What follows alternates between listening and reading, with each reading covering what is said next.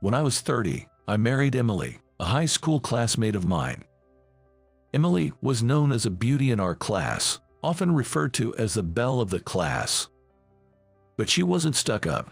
Her friendly nature made her popular with both the guys and the girls.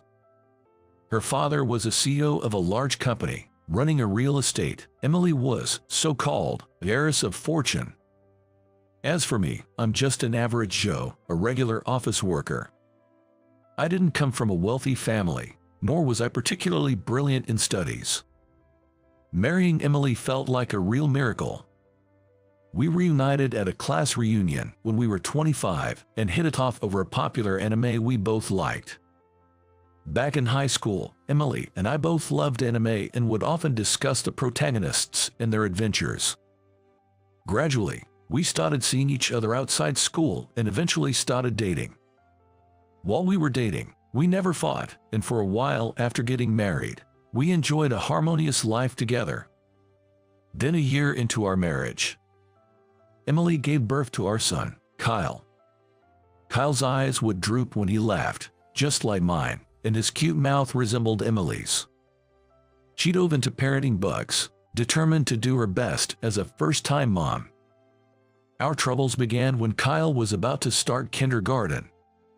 Kyle should go to a private school. I want him to have a great education, Emily suggested. But we can afford that on my salary.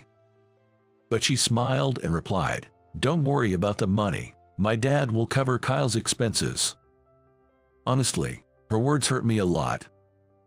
Although she might have said it casually, I felt like a subtle dig at my lack of earnings. Eventually, Kyle did go to a private kindergarten, thanks to my father-in-law's money. And it didn't stop there. He went on to private elementary and middle school. Emily also enrolled him in tutoring and language classes. With his time consumed by studies and extracurriculars, Kyle started to look a bit stressed when he became a 6th grader. One day, Kyle said to me, "Dad, Mom wants me to be like Grandpa, a CEO, but I want to do other things. I'd rather go to a general public high school rather than a prestigious private school." He said that, letting his true feelings spill out. Hearing that made me feel like a failure as a father. Eventually, I decided to talk to Emily about Kyle's future. I confronted her with Kyle's true feelings, hoping to persuade her. "Hey, about his future path, he's saying he wants to go to a public high school." She replied, "What? No way, that's not acceptable. Educational background is becoming more and more important. Besides, we have the money, thanks to my dad, so we can afford to give him the best. Plus, who knows if the person Kyle marries will be wealthy?" Her words deeply hurt me. I argued, "That's no way to talk. He might have his own path in mind. Let's at least listen to him." But she was adamant. "I know what's best for him. Just go along with it." What's that all about? Our argument led to an icy relationship, and we ended up divorcing before Kyle started 9th grade. Emily fought hard for custody, but Kyle chose to stay with me. "I won't see Mom anymore. I want to live freely," he declared. Emily was shocked to hear that she was disliked by her son and returned to her parents' home. After that, Kyle and I started living together. I fulfilled Kyle's wish and sent him to a public high school. I hadn't seen Emily since our divorce. Being new to the life of just 2 guys, I was honestly overwhelmed and had no spare time or emotional bandwidth. Sometimes, I wondered if she might have met someone nice and remarried. On the other hand, I hadn't met any significant woman since then, just focusing on earning enough for Kyle's education and our living expenses. We couldn't afford luxuries, but Kyle never complained.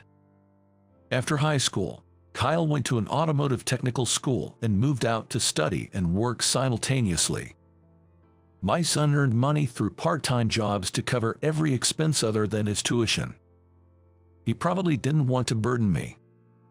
Later, he earned a certification while still in school and got a job through a school referral. With Kyle standing on his own, my financial burden eased. But I felt a sense of emptiness. I was living a bland, ordinary life alone. One day, I was assigned to a 2-week business trip to a rural town a bit far from here.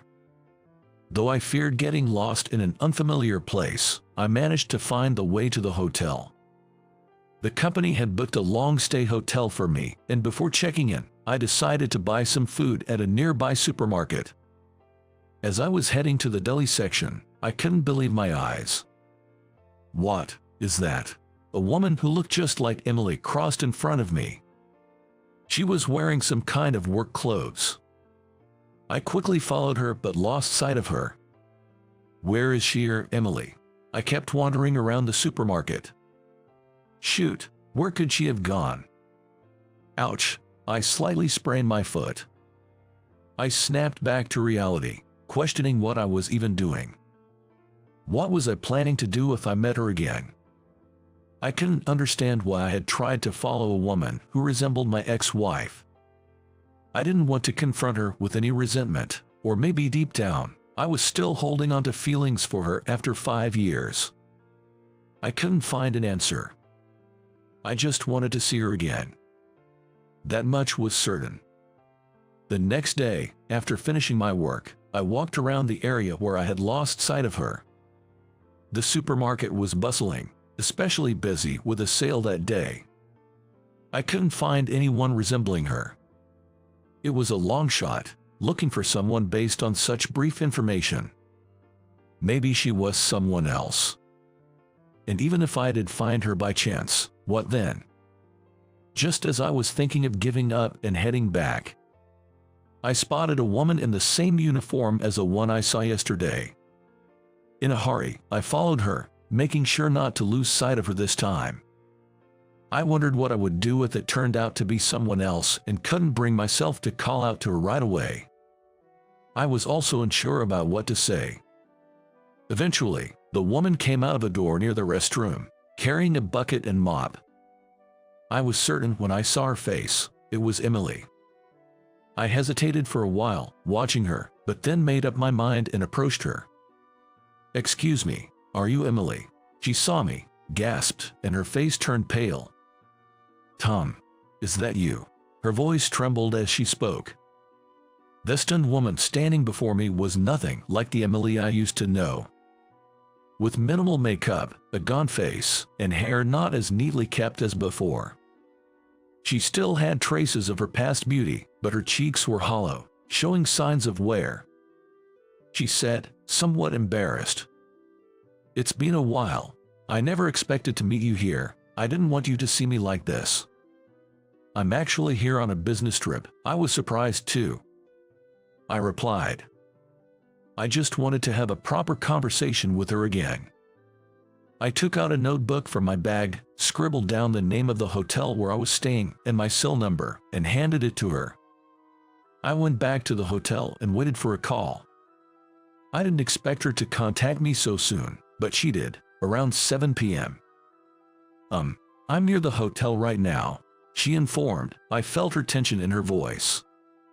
We decided to go into a pub next to the hotel. Wanting a private conversation, I requested a private room. After the drinks and food were served, Emily abruptly began speaking. "I'm sorry for what happened back then," she said, with tears in her eyes. She looked up from her downturned face and forced a strained smile at me. While feeling a sense of nostalgia in her expression, my heart felt heavy. Then, I heard about Emily's life after our divorce. I went back to my parents' house after the divorce, but I left after a huge fight with my dad. Suddenly, he started pushing a marriage arrangement on me that I didn't want. "How will you survive without me? You've always depended on someone else. You can't live alone. You should remarry soon." That's what he told her. It seemed that these words from her father wounded her pride. She then declared, "I'm an adult. I can live on my own. I won't rely on Dad anymore," and left her home. But reality was not so easy. Despite being a graduate of a prestigious university, Emily had no work experience, and no company would hire her, so she started working part-time as a supermarket cleaner. Also, having grown up in a wealthy family, Her sense of money was different from ordinary people. In spite of her low income, she overspent and ended up living a difficult life, barely making ends meet. I couldn't do anything on my own, just like my father said, she said with a bitter smile. With alcohol easing the tension, we were able to talk freely. She seemed to be worried about Kyle. I haven't seen him in so long. Is he doing okay? He probably hates me, she wondered. Kyle's doing well. He's working hard and is well liked by his boss, I informed her. She responded with a slight tearful voice, that's good to hear. This strong-willed Emily, once the belle of the class and a CEO's daughter, was no longer there. After that, I started visiting Emily occasionally. I was somehow worried about her. Then one day, she shared some news with me. My dad called me recently. I had been ignoring him, but I decided to face him and answer the call. He was worried about me. Even in my state, I couldn't help but cry. He said I could come back home if things got tough, but I refused, wanting to live on my own. She also mentioned our reunion. Her father-in-law apparently only said I see. There was no sign of anger in his voice. Rather, it seemed he sounded relieved. Hearing that their relationship was on the mend, I felt relieved too. After a while, Emily and I talked about starting over from square one. Of course, just as friends for now. I told Kyle about this. Then my son said, "All right, I'm with you too. I want to support her again." Emily quietly murmured, "I owe you an apology. I'm truly sorry. At that time, I thought it was the best thing to do for our child, but I realize now that I was wrong." Tears filled her eyes as she expressed her remorse, and I didn't know what to say. I understood where my ex-wife was coming from, trying to prevent our child from facing hardships in the future. I gently embraced her. After half a month passed and my business trip ended, I returned home. I wondered why I had wanted to see her, why I had searched for her. I wanted to hear Emily's voice, to talk to her like we used to. Sure, there was a time when I was angry and resented her. But now, those feelings had completely vanished. The past is in the past, and she had suffered enough. Maybe our reunion was fated. A week later, I went back to the rural town where Emily was.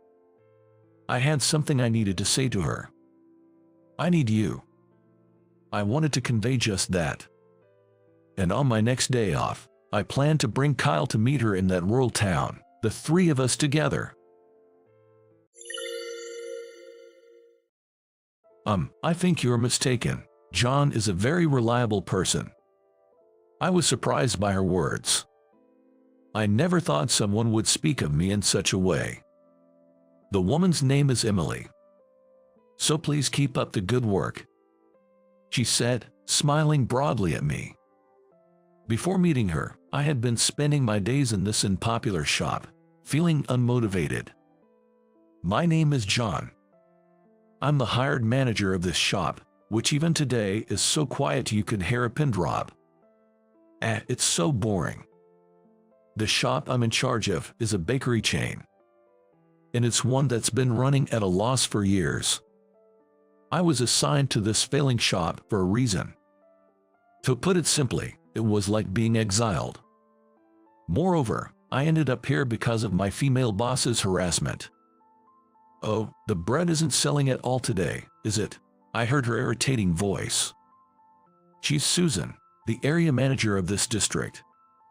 She spread all sorts of bad rumors about me to HR, and that's how I ended up in this nearly bankrupt bakery.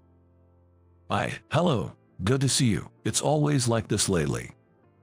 The end of this shop might be just around the corner. Ha ha ha, she snickered. If you want, I could pull some strings and get you switched to managing another shop. For some reason, she leaned in and asked me this. As if I'd want that. It's fine, I just have to turn this shop around. Oh, do you think it's that easy? I mean, I couldn't come up with a retort to her words. Well then, good luck. She smirked condescendingly and left the shop. Don't ever come back again, I muttered to myself.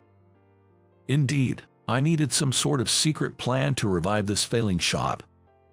Without spending too much money, is there a way to really captivate the customers? Just as I was thinking this, Emily appeared. Excuse me, I saw a help wanted sign in front of the shop. Could you hire me? Huh?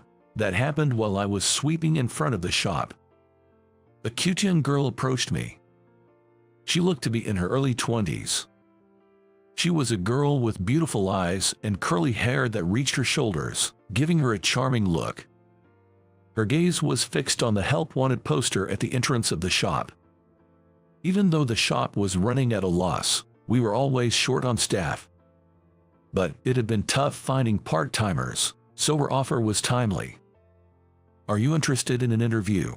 That's great. Do you have a resume with you? No, I just saw the poster outside and thought I'd like to work here on a whim. Sorry for being so spontaneous. By the way, what did you like about this shop? It's always clean, the interior is tidy, and of course, the bread is the best part. We don't get many customers, so we have plenty of time to clean. That's why I'm always doing it. I chuckled at her words. But it gets busy around lunchtime, so I'd be happy if you could work during those hours. Oh, if you'd like. We have forms for resumes in the office. Do you want to fill one out? Really? Can I? Her face lit up. Sure, and could I take your photo with my cell phone for the ID? Yes, please. Thank you. Then, once you're done with the resume and photo, let's have the interview. Okay. Her happy response lifted my spirits too. And that's how she was hired as a part-time female employee. Little did I know that this would bring unexpected good fortune. Welcome, Emily. You're looking cute with that smile today, too. Oh, please stop it. That's not true. Emily, good job on working hard today, too. Thank you, as always. Honestly, I was amazed by the new employee Emily's work ethic. Her handmade name tag, prominently displaying the large name Emily, said always smiling, always happy, and the regular customers were already calling her Emily. It hadn't been 3 days since she learned the cash register, and she already had regulars. And these customers were coming to the shop daily, specifically for her. Amazing. They say there's a knack for customer service, and she definitely had it. John, we're out of sausage bread, so could you make some more? Sure, got it. Plus, ever since she arrived, the bread sales have been doing well. Hiring just one employee had such a significant impact on sales, which was something I hadn't experienced in my years in this industry. Thinking I've hired a real golden egg, I asked the kitchen staff to bake more bread. Murray, it's been busy lately. That's right. The staff, in a good mood after hearing my instructions, started making the requested bread. John, it's less crowded now, so I'll go sweep outside. At Emily, thanks, I appreciate it. Her quick wit and initiative are impressive. She always thinks ahead, understanding what needs to be done and takes action without being asked. Back when I was a student working part-time jobs, I was always the complete opposite, constantly waiting for instructions. While admiring her promise for the future, I often wondered why she was working so hard every day. Then, one day, something caught my eye. Is this okay? I became concerned looking at Emily's schedule. I knew she was a college student working to earn her living expenses, but this seemed like too much. Despite being a college student, she was working over 8 hours a day at the shop, even on weekdays. Can she even manage her college work with this schedule? Then Emily came into the office for a late lunch. Hugh, I'm totally exhausted, but working here might be the most fun I've ever had. Saying that, she flopped down into a chair. I spoke to her. You're working this much, are you okay? Can you keep up with your college credits? Yes, I'm attending night school. That's why I can work a lot during the day. So you work here and then go to school, isn't that? Really tough. Well, it's tough if you think of it that way, but my brother did the same. I guess that means Emily's brother also worked part-time while attending night school, just like her. Our dad isn't around, and attending a regular college was a bit tough for us, but in these times, it's hard to find a job right after high school, so our mom suggested we go to night school or correspondence school. That's why my brother and I are working during the day and going to college in the evening. I see. Wait, does that mean? Something clicked in my mind as I heard her story. Does your part-time salary here go towards? Yes, it's for my tuition and my family's living expenses. I see, that makes sense. She lives a life completely different from mine. I was impressed by Emily's words. Wow, really? That's admirable. No, it's just normal for us. She looked at me with a puzzled expression in response to my words. It was as if she was thinking, what is this person talking about? Rather, I think you have it tougher, John, managing this struggling shop and all. I'm just doing my job, can't help it. Well, I'm just working here to make ends meet. There's nothing remarkable about that. I see. Her perspective made sense to me. Surely, for her, that's just the norm. But I do praise myself sometimes for doing well, otherwise, I couldn't keep going. She smiled sadly. Looking at her, I realized that despite being younger than me, she was shouldering a lot. Then, a few days later, an incident occurred. Oh, what's with this young girl? Hey, Susan. Susan had come to the shop and started picking on Emily. Even though she's supposedly an area manager, it's really rude to call a part-time female employee a young girl. Emily, taken aback, stared at Susan. But then, she smiled and said to Susan, "Welcome, you must be Susan, the area manager. I've heard about you from John." Wow, quite the professional response. I heard you recently joined and come from a challenging home environment. No father around. Must be tough being in a single-parent household. But you know, we're kind enough to employ you, so you don't end up on the streets. Be grateful. What was that statement? I was furious at Susan's condescending words. It's one thing to belittle me, but I can't stand her insulting my employee. Susan, that's no way to talk. It's disrespectful to a part-time female employee. As I defended her, Emily looked at Susan and firmly said, "John hired me. I'm not employed by you, who don't mind using disrespectful words towards a part-time employee, even though working in customer service." Wait, Emily. John, could you please be quiet for a moment? I tried to intervene, but she turned to me with a smile. Seeing her smile, I was rendered speechless. I felt a strong sense of authority from her.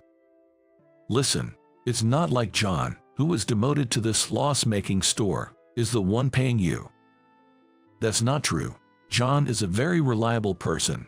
Besides, I get my salary from the company, which ultimately comes from the money paid by customers. I'm not being paid by you. I was surprised by her words.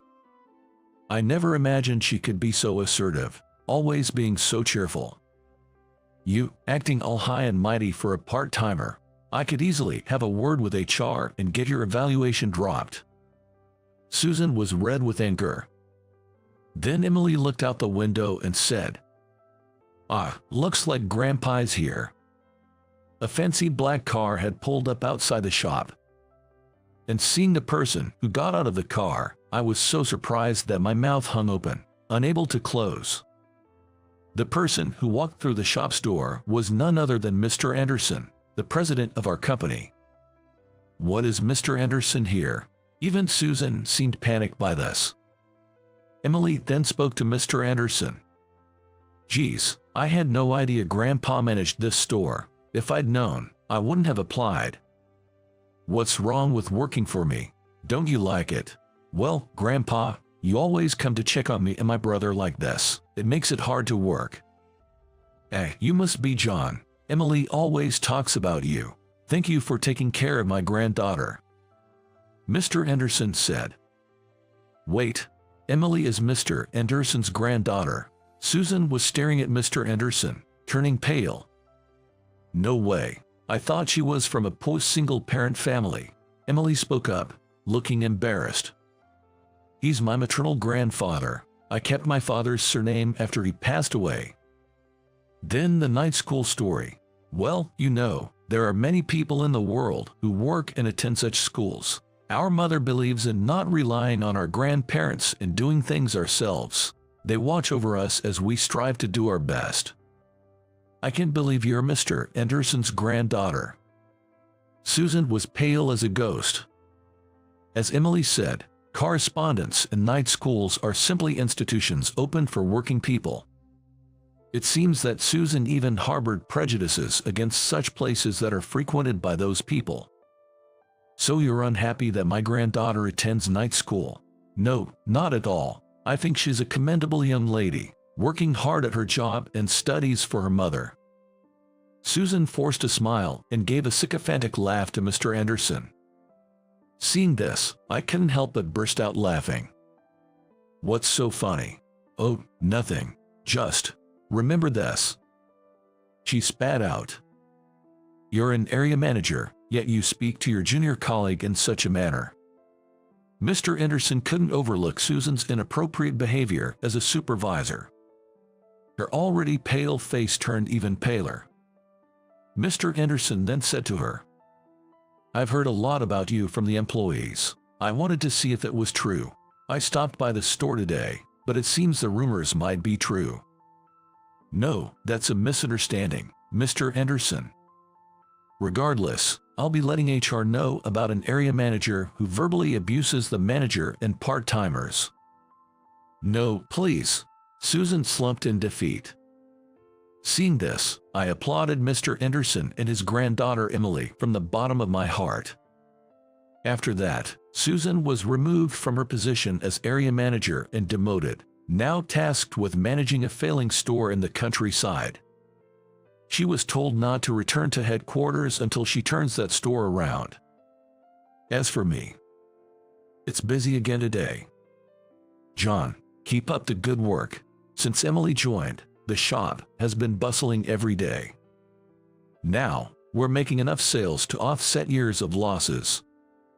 It's incredible. So many customers today. It's all thanks to your hard work, John. Emily said with a smile. No, it's all because you came. I said with a smile, and she blushed shyly. Oh no, that's not true. Seeing her work hard every day, I realized I couldn't stay down about being transferred here and started doing promotions, flyer distribution, and posting. As usual, the customers who came to the shop were happy with Emily's smile. Today, in the lively bakery, her cheerful voice can be heard. Welcome. I'm a 29-year-old company employee. I'm still a newbie, having only started working for a company 2 years ago. My family runs a small coffee shop. After graduating from middle school, I didn't go to high school but instead helped out in the shop. Due to the recession, the shop wasn't doing very well, so I decided to get a job for my future. With no particular skills and just being a middle school graduate, I learned how to use a computer to gain some skills for job hunting. I helped in the shop during the day and studied tirelessly at night, even sacrificing sleep, and managed to obtain a few qualifications. Alright, now my resume looks somewhat decent. The qualifications section of my resume, which was once blank, is now filled. However, finding a job was tough because I only finished junior high school, but I was lucky to land a job at the food manufacturing company I currently work for. The employees are all nice, and they've been kind to me with no prior work experience, patiently teaching me the job. But there was one person who didn't think well of me. That was our section chief, Tina. In her mid-30s, she has a rather intense beauty, and unlike me, an elite graduate, Tina graduated from a famous university even I, a middle school graduate, know of. Moreover, being the section chief, she is capable at her job. However, Tina was harsh on employees she didn't like. She clearly disliked those who didn't listen to her, were timid and couldn't speak their mind, and those who were inefficient. Especially, Tina cared about educational background. Confident in her own, she was strict with others. It must be because she had studied diligently. The moment she found out I only finished middle school, she whispered in my ear, "Working with an idiot, I'm so pitiful." There was even a time she mocked me, saying, "You, getting married is utterly impossible." Of course, I was earnest in my job, but not being naturally efficient, I was slow and made mistakes when starting new tasks. While other employees kindly covered for me, Tina would say things like, "That's why you're no good," or "See, people who didn't study can't do their jobs after all." I wasn't the only one she picked on, but I had it the worst. I knew part of the problem was my inability to learn quickly. I kept telling myself that and endured Tina's verbal abuse. There were times I wanted to quit because of the harsh treatment, but I had sources of motivation. One was the lunch my parents made for me. I bring a lunchbox from home every day. The contents are dishes served at the shop. Hamburgers, pasta, potato salad, special cafe menu items packed into a lunchbox. Though I've eaten these dishes since childhood, the dishes my parents made were genuinely delicious. Eating them felt like they filled me with energy. My colleagues often asked me to bring them lunch too. And then, there was my other source of motivation. It's the presence of Rachel. Rachel is the daughter of the company's CEO. She's 4 years younger than me and currently supports the CEO. Rachel isn't exactly a beauty, but she has a gentle personality and an attractive smile. When we pass each other at work, she notices small changes like, "Oh, your tie color is different from usual today." My parents' homemade lunchboxes are popular among the employees, but Rachel especially praises them. "This chili con carne in today's lunch is the best." Watching her enjoy the food, my feelings for her grow day by day. But even so, our positions are quite different. I know harboring romantic feelings for her is unlikely to lead anywhere, but having someone I secretly admire at work makes my days more enjoyable.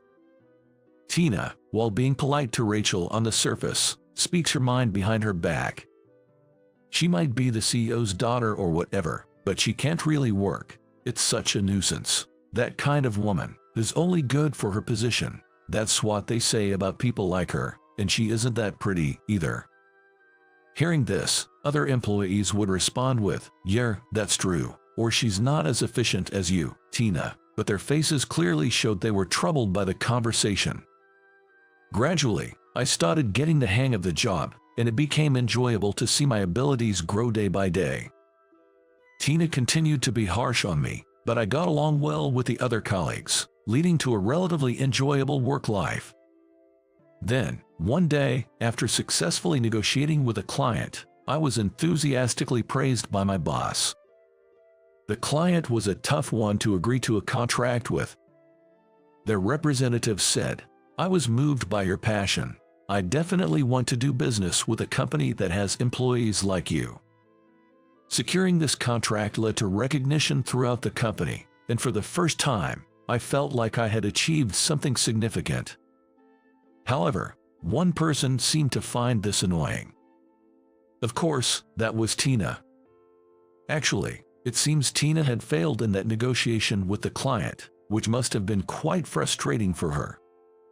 The fact that I, whom she had always belittled, successfully secured a deal she couldn't, must have been hard for her to accept. Since then, Tina's treatment of me became even worse. She would say, "This order form has the wrong product number. Redo it in 10 minutes, or you won't have any break time," making me redo work even thought there was no mistakes, or come to my desk and rush me, saying, "Too slow, aren't you done yet? I've been waiting forever." This made me panic and led to more mistakes. Then Tina would get angry. "See, you made another mistake. You might have speeded up, but making more errors is pointless." In my mind, I blamed her for rushing me. The other colleagues looked at me with pity but were too afraid of becoming targets themselves to help. I heard that several employees had quit because they couldn't stand Tina's bullying. I've considered quitting due to the harassment and finding a job at another company, but this one offers really good terms and comprehensive benefits. Moreover, as someone who only graduated from junior high, it's unlikely that I would quickly find another job if I started job hunting. So, I had no choice but to endure. One day, while living my daily routine, something happened. I need this finished by noon today. Think no break if it's not done by 12 o'clock, I was told, and handed a massive stack of order forms. There's no way even a veteran employee could finish this by noon. In fact, it's probably a day's worth of work. I protested that this was impossible, but Tina just said, "No backtalk, just get to work quickly," and then disappeared somewhere. She probably went to touch up her makeup before lunch. Irritated, I reluctantly started processing the order forms. Of course, I couldn't finish in time. The clock hands pointed to 12 o'clock. Maybe I'll have lunch now. From 12 o'clock, it's the designated break time. I hurried to the break room. Entering the break room, I placed my lunchbox on the table. Employees gathered around, peeking at my lunch and saying, "That looks delicious today as well." One of the lunch orders got canceled because they couldn't make it back from a meeting. "Here, have this if you want." "I'll take a bite. Let me have the pasta and this special sausage roll. Then I'll have the salmon sandwich. Ah, it tastes nostalgic. You can't really make this kind of food from a cafe at home, can you?" Seeing everyone's smiles from just a little bit of food made me genuinely happy. While enjoying lunch and casual conversation, someone approached with loud heel clicks. Ah, those footsteps, in comic book, they might describe this presence as oozing with a velour. I felt a chill down my spine. It was Tina. As soon as she saw my face, she spoke in her usual harsh tone. "Hey, if you're taking a break, that means you've finished the order forms I asked for, right?" Realizing the situation, I answered honestly. "I hadn't finished yet, but I've completed all the urgent tasks. I plan to finish the rest in the afternoon." I responded calmly and matter-of-factly. Then, turning my back to Tina, I continued my lunch. My actions must have really annoyed her. Tina snatched away my lunchbox. "Eating comes later. Work is more important. Get back to work," she said.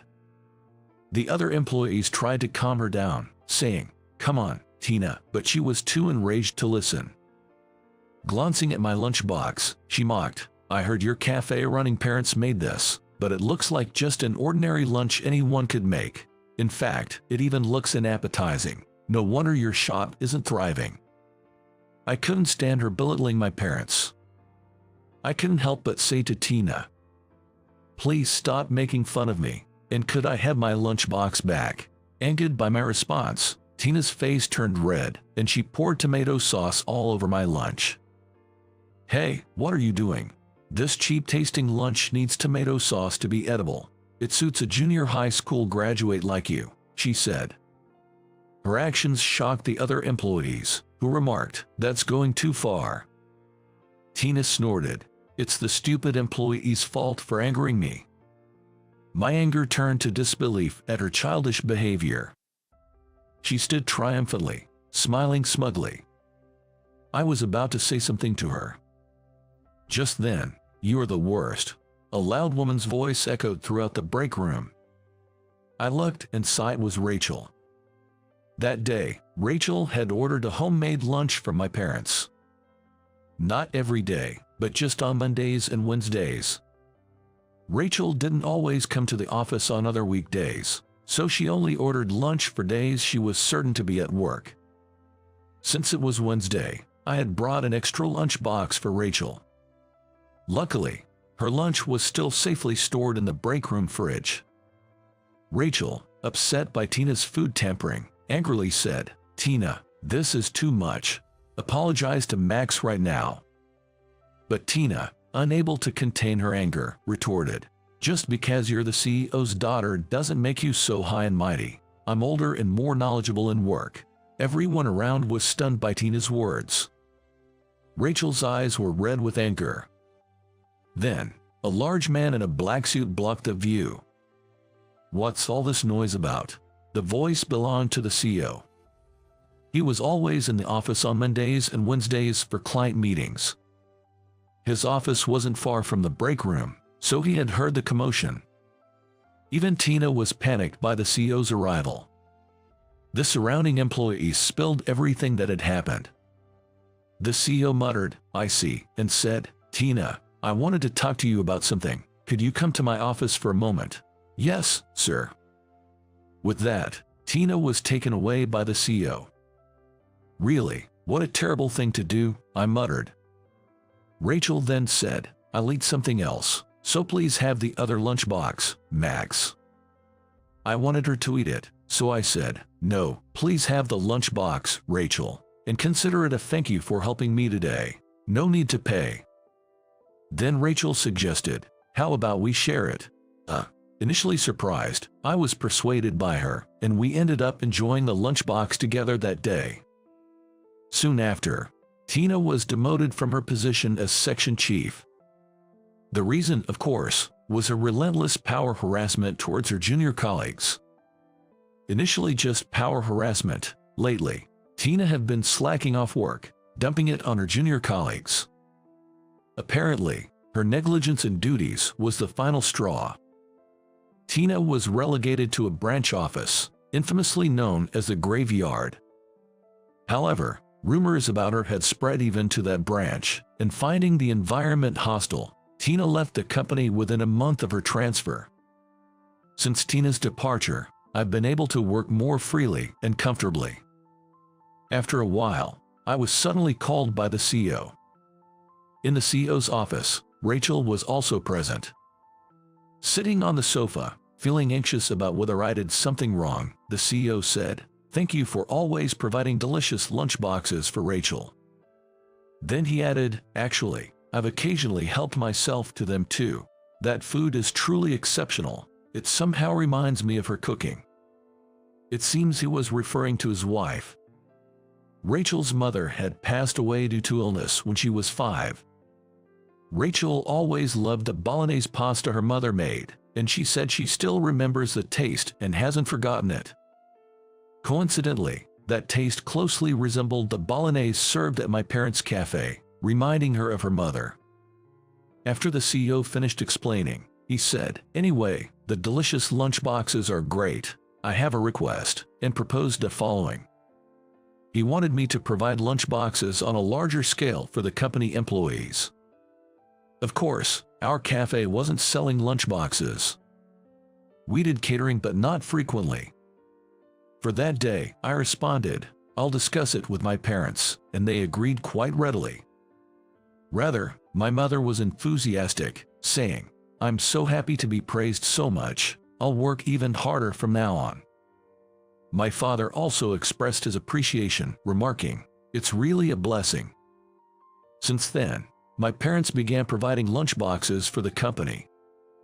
The CEO, impressed with the taste, introduced my parents' shop through his wide network, and now it's thriving more than ever. Furthermore, the lunchbox became a catalyst for me and Rachel to grow closer, and recently we even started going out for meals together. While I'm hesitant to convey my feelings, I hope to gradually build a closer relationship with Rachel, taking things slowly. Of course, I'll continue to work hard at my job too. I look forward to a fulfilling life in both work and romance. The first time I truly believed that I could only rely on myself was during my teens. I was 17 when my parents got divorced. The reason was my dad's affair. I didn't side with either of them. My parents were indifferent towards me, and when they decided to divorce, I overheard them saying terrible things. "I'm sorry, but I can't take care of that kid. I want to live freely from now on. I have a life with my new wife, 2. I didn't want to be with them if that's what it took. So, I decided to live on my own. My dad agreed to pay for my high school education. For college, I decided to use scholarships. During my college years, I worked hard and was always at the top of my class. My job hunting went smoothly, and I successfully landed a job at a major company. I no longer needed anything from my mom or dad. Feeling that I could live on my own was liberating. After joining the company, I worked hard for the company's sake and soon was entrusted with important tasks. My colleagues and seniors seemed to dislike me. They were probably jealous of me efficiently doing my job and getting praise from the bosses. I always thought, if you have time to be jealous, you should be working hard instead. Looking back, I was an arrogant newbie with grandiose ideas, even though I had just joined a company. Years passed, and I was put in charge of training new employees. The new recruits were slow and had a hard time grasping things, which was frustrating every day. Then, one day, a subordinate asked me a question. I need help with this part. The document the subordinate showed me was something I had explained before. At that time, I had a lot of work piled up, and I was irritated, so I snapped at him. "You're too inefficient. You should have remembered this the first time. How many times do I have to tell you?" The timid subordinate looked like he was about to cry. I didn't consider his feelings or reflect on my way of speaking. After that, the subordinate stopped asking me for help. A few days later, the subordinate made a major mistake with a client. He had ordered a drastically wrong number of items. Apparently, he had questions about the order quantity but was too afraid to ask me. Despite our apologies, the client wouldn't forgive us. And thus, we lost the contract with that company. Some time later, I was called by the department head, John. "The personnel changes are coming up soon. You're being transferred to a branch in a remote area," he said. Hearing this, my mind went blank. That branch was known as a backwoods branch, significantly smaller than the headquarters and handling only minor projects. In essence, I was demoted. Come on, this just isn't right. Frustrated, I confronted John about it.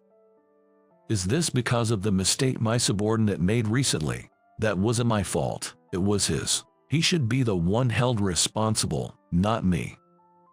To my surprise, John said something unexpected. "Demotion?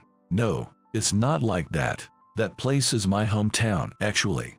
The air is fresh and it's a really nice place. It might just provide what you're currently missing." Saying that, he patted my shoulder and left. News of my demotion spread quickly around the office, and everyone seemed to have a serves-you-right look on their face. I thought about quitting the company altogether, but instead, I resolved to make a success of the rural branch and show them all. About a month after being told of my demotion, I finished preparing for the move and was driving to the new town. It was pouring rain that day, with strong winds. The rain lashing against the windshield made it hard to see. As I was driving irritably, suddenly a young woman dashed out in front of my car. "Watch out!" I braked just in time, and she was safe, but stood there, stunned. I was worried, so that I stopped the car and got out. She was completely drenched, not even holding an umbrella. "Are you okay? Why are you out here without an umbrella?" When I asked, she answered with an anxious look. I dropped an important charm. I was looking for it when my umbrella got blown away. It must have been really important to her. She was on the verge of tears. "A charm. I'll help you look for it." I handed her a towel from my car and found myself offering to help. "No, it's okay. I couldn't ask you to."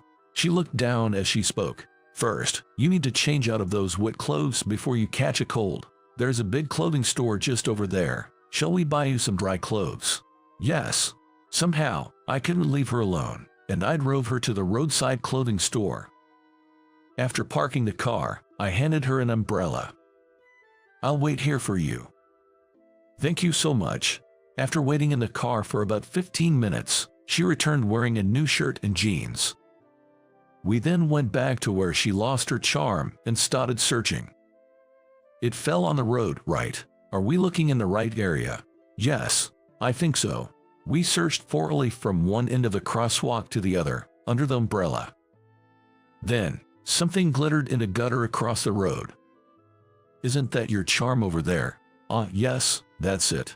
She carefully wrapped her hands around the light blue charm and seemed relieved. I'm so glad we found it. And she repeatedly thanked me, saying, thank you so much, you've been a great help. By then, the rain had almost stopped. She smiled brightly and nodded in gratitude before leaving. It's been a while since someone thanked me like that. I felt somewhat bashful. Then, I got back into my car and headed to the rented apartment provided by the company. The apartment was quite spacious for one person and nicely furnished. However, there wasn't a supermarket or even a convenience store nearby. The closest supermarket was a 30-minute drive away. Moreover, that supermarket didn't have a great selection, leaving me feeling uncertain about my future here. A few days later, I headed to the office for my first day of work. The branch office was about the size of a slightly larger convenience store. Can I even work in such a small place? I muttered to myself unintentionally. As I opened the door and entered with a bit of nervousness, I noticed the office, with just a few desks lined up, was cozy, and unlike the sterile main office, there were potted plants around and everything was neatly organized, creating a warm atmosphere. Did I arrive too early? There didn't seem to be anyone inside yet. Maybe the female staff were changing. Just then, I heard a woman's voice from behind. Good morning. As I quickly turned around to greet her, I was surprised to see the woman standing in front of me. It's you. It was the same woman I had helped look for the charm that day. She also looked surprised, her eyes wide as she saw me. Actually, I've been transferred here starting today. As I said this, she asked, could you be the Michael that Dad mentioned? Wait, Dad, I thought, but first, I introduced myself. Yes, hi Michael. I've come from the headquarters. Nice to meet you, but I'm really surprised to meet you here. Her name, it turned out, was Emily. And she was John's daughter. John had left his family in the countryside while working at the headquarters, and though I had briefly heard he had a daughter, I never imagined she'd be working at the branch. Emily said, Dad mentioned you. He said you were always hard-working in your job. Still harboring some dissatisfaction about being demoted, I couldn't find a proper response to her words and just laughed it off. Life in the countryside turned out to be unexpectedly comfortable. No one looked at me strangely for being demoted, and all the staff were kind and helpful. If you have any questions, feel free to ask. You can ask as many times as you need until you understand. Michael, you're young, unlike Bob, so you won't forget things easily, right? Right. Everyone around chuckled. It was a very homey atmosphere. While I asked questions about things I didn't understand, I quickly and efficiently handled the tasks I knew. Emily often praised me, saying, Michael really knows his job. Everyone here is so glad you came. You've been a big help. Before, I was not good at being relied upon, but since coming here, I've started to enjoy being needed. At the same time, I was determined to become someone others could rely on. Several months later, John visited the workplace.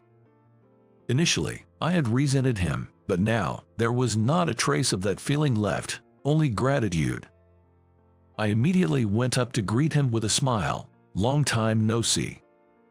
I noticed he had the same charm on his bag that Emily always wore. The charm I had helped her find in the rain was a family matching item. That's why she had searched for it so desperately, drenched in the rain. John smiled warmly and said, it's been a while. You look well, that's good to see. John approached me and said, I'd like to have a word with you, just the two of us. Looking at me, he said, "Michael, you've changed in a good way. You look great. I guess it's because everyone here is so nice, and I enjoy the work. When I was first transferred, I honestly resented you, thinking, why do I have to be demoted? But you intentionally sent me here, didn't you?" John replied. "Exactly, Michael. That's right.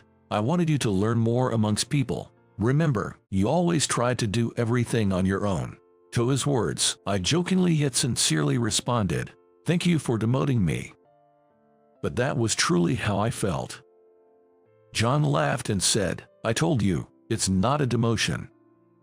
Furthermore, he mentioned, "Emily talks about you all the time. Thank you for teaching my daughter at work. Also, the HR department will probably ask about your future plans. If you wish, you can return to the headquarters. Just think about it for now." Months ago, I would have immediately thought about returning to the headquarters. But now, I was really uncertain. Word about whether I would return to the headquarters spread quickly in this small company. The employees there said, "It would be sad if you leave." Emily said, "Michael, are you going back to the headquarters? But maybe a competent person like you belongs there," her eyes welling up with tears. Some time later, a representative from the HR department asked me about my preferred place of work, and I said I wanted to keep working at this branch for a while. I didn't know for how long, but I had decided not to return to the headquarters until I became an employee who could lead this branch. Then, I got a message from John. "I heard you decided to stay there and work hard. Keep looking after Emily for me," he said. After that, I continued to work with a relaxed attitude at the countryside branch. Eventually, I was even entrusted with a managerial role. The staff and I would have a drink together once a month, creating a time to bond and enjoy each other's company. Recently, I've felt our bonds growing even stronger. Gradually, Emily and I also became closer. One day, on our way back from a drinking party, when it was just the two of us, she looked into my eyes and said, This is sudden, but what do you think of me? I like you, Michael. If you don't mind, would you be my boyfriend?" She confessed to me first. Already attracted to Emily, I didn't hesitate to accept her confession. And so, we officially became a couple. Since then, every day has been fulfilling, and I hope these days continue forever. I never thought such happiness would come my way. Now, I can finally look back on my past calmly. I got a job with this company with a twisted heart after being abandoned by my parents. At work, I was selfish and didn't trust anyone. But coming to this town, thanks to the kind people around me, I started to genuinely want to work hard for everyone's sake. I'm grateful to John for sending me to this town. I plan to make Emily, my colleagues, and everyone else happy from now on.